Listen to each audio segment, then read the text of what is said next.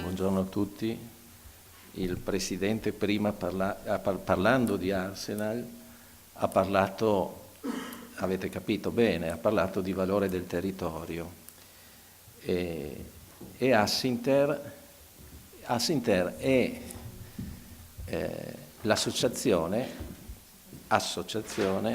delle aziende di informatica, Asinter, territoriali. Quindi parla di valore del territorio, parla, come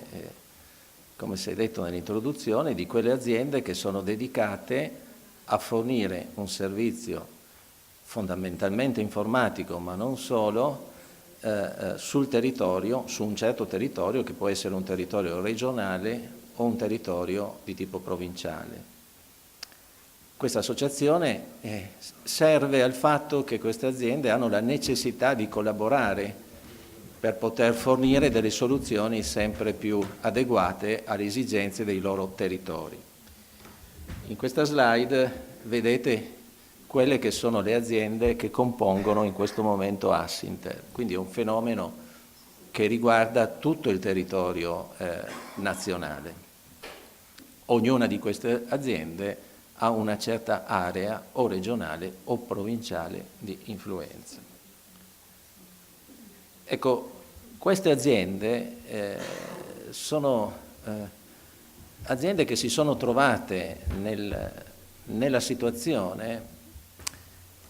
voi sapete tutte le vicissitudini normative che si susseguono e continuano a susseguirsi nel tempo, spesso io dico aumentando più che altro la burocrazia e quindi complicando determinati processi. Ecco, queste aziende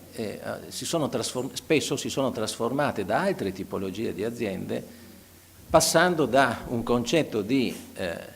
laboratorio, di fabbrica, diciamo, a un compito diverso, un compito di integrazione, un compito di cerniera fra le necessità del territorio e l'offerta del mercato. In questo senso queste aziende oggi e sempre di più svolgeranno una funzione fondamentale dal punto di vista della governance,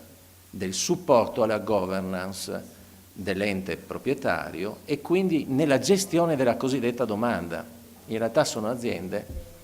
e qui qualche volta è sorto qualche equivoco con il mercato, che non stanno più nell'offerta, stanno molto di più nella domanda. Quindi devono avere questa capacità di trasmettere le necessità, costruirle, integrarle, razionalizzarle e portarle poi a dei progetti effettivi. Sono anche uno strumento di sistema, nel senso che supportano poi di fatto l'ente proprietario in tante attività. Ne cito una fondamentale che è l'acquisizione dei beni, anche se ahimè anche queste società con le recenti normative non dispongono più della possibilità di acquistare in maniera semplice, devono sottostare comunque a quello che è il processo pubblico di acquisto con tutte le complicazioni, diciamo complicazioni che questo comporta soprattutto in termini temporali. Questo è un particolare non di poco conto. Si diceva prima ai margini dell'inizio del convegno che in queste aziende gli uffici acquisti non sono più una funzione aziendale, stanno all'interno dei progetti che vengono costruiti e il processo di acquisto in questo caso sta sempre all'interno del progetto, all'interno del Gantt del progetto, sta addirittura nel cammino critico di ogni singolo progetto. Spesso è la causa di determinati ritardi. Ecco, dicevo prima, talvolta c'è stata una confusione, soprattutto con le aziende di mercato. Spesso queste in-house sono state viste in maniera scorretta. Abbiamo detto che fanno parte della domanda, quindi io credo che il giusto modo di coniugare queste aziende sia proprio il fatto di vedere queste aziende come uno strumento facilitatore fra quella che è l'espressione della domanda da parte dell'ente, che altrimenti, e lo vediamo in questa slide nella parte sinistra, un'azienda di mercato fornendo i propri prodotti, fornendo i propri servizi, indubbiamente troverebbe delle difficoltà nel relazionarsi con uno o più soggetti pubblici presenti su un territorio per oramai la complessità che questi sistemi rappresentano verso l'esterno. Queste aziende possono invece essere degli elementi facilitatori, possono dare la garanzia non solo tecnica che le cose vengono realizzate, possono lavorare, e qui l'altro elemento che è stato introdotto dal Presidente, molto importante, possono lavorare sugli standard e quindi possono effettivamente facilitare il delivery dei progetti sul territorio e possono quindi dare un forte impulso all'aspetto di integrazione dei sistemi, che è poi quello che manca per far sì che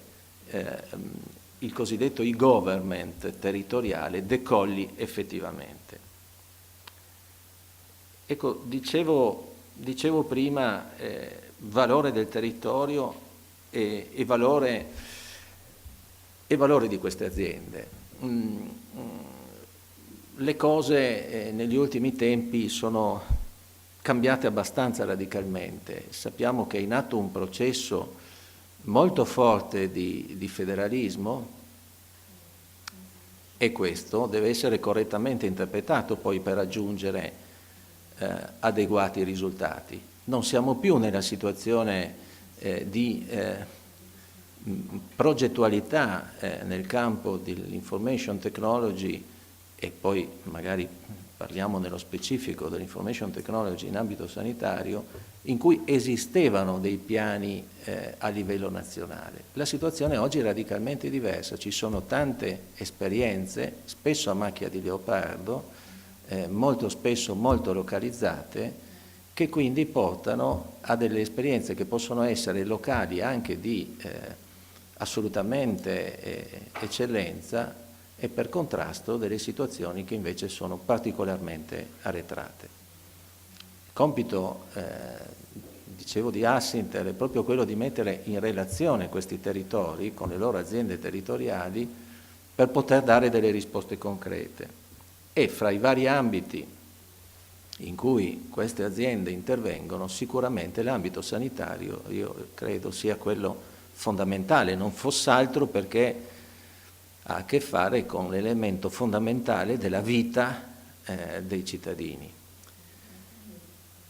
Perché questo settore, perché diciamo, la sanità digitale effettivamente decolli, servono sicuramente degli standard, ma non solo. Io qui vi ho riportato una mappa statistica recente sui dati 2011 che dice come l'Italia, ahimè, anche qui in qualche modo rappresenta una arretratezza nei rapporti online fra il cittadino e l'entità pubblica e quindi anche l'entità sanitaria, e quindi quando parliamo di fascicolo sanitario elettronico non esiste solo un problema di standard, esiste anche un problema di cultura, esiste un problema di predisposizione all'utilizzo, oltre che naturalmente esiste in vaste aree ancora del Paese una grande forma di digital divide perché semplicemente non arrivano le infrastrutture necessarie. Tra parentesi, in Assinter collaborano, partecipano anche aziende che si occupano esplicitamente dell'infrastruttura di fibra. Ma il concetto che volevo dare qui, prima della chiusura di questo intervento, è che in un recente incontro Gartner che Assinter ha organizzato con le aziende associate, io ho sentito parlare di smart government, big data, ho sentito parlare di cose interessanti, indubbiamente innovative, ma alla fine, non solo a me ma anche agli altri, è arrivata fuori una domanda proprio quasi prepotente. tutto bene, ma fin quando non disponiamo almeno degli elementi fondamentali online, gli elementi digitali della nostra salute, ma proprio quelli basici vorremmo dire,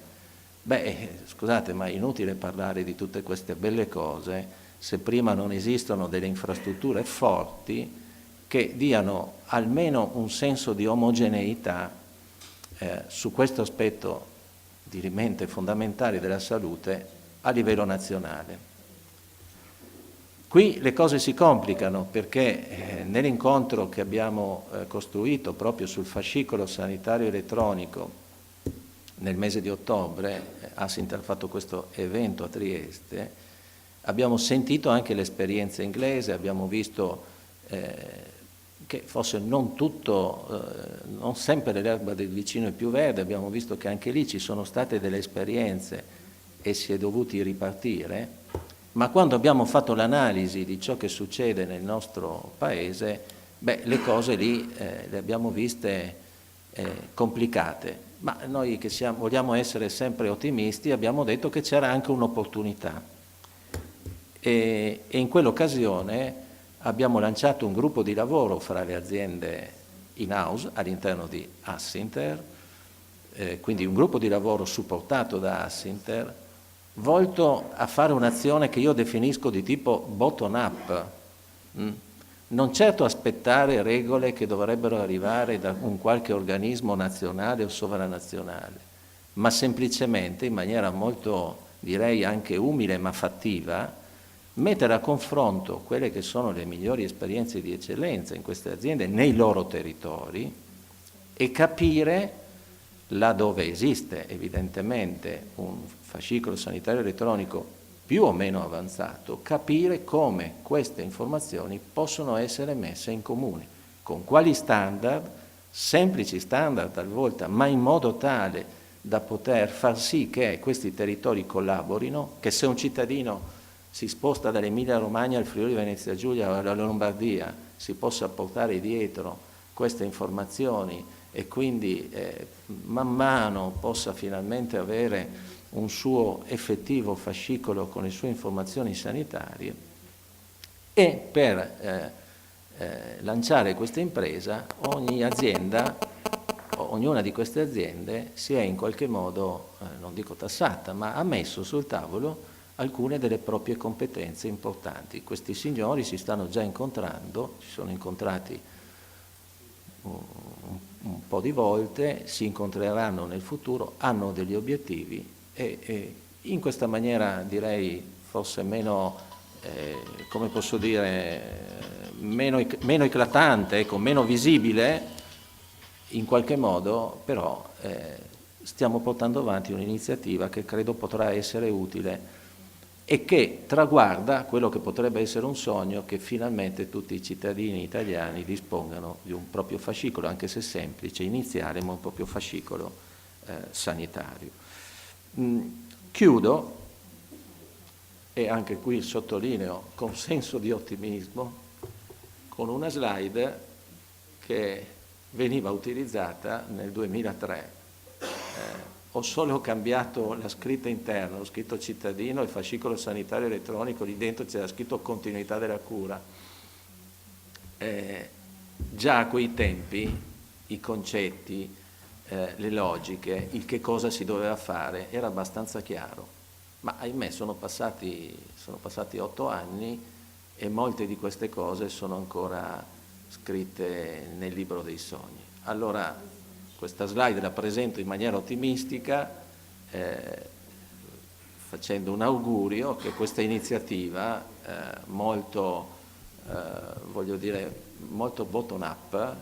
possa avere le gambe per andare avanti, e se è vero che poi i progetti vanno avanti con le gambe delle persone, noi crediamo di aver messo lì delle persone in gamba importanti che possano portare questo primo risultato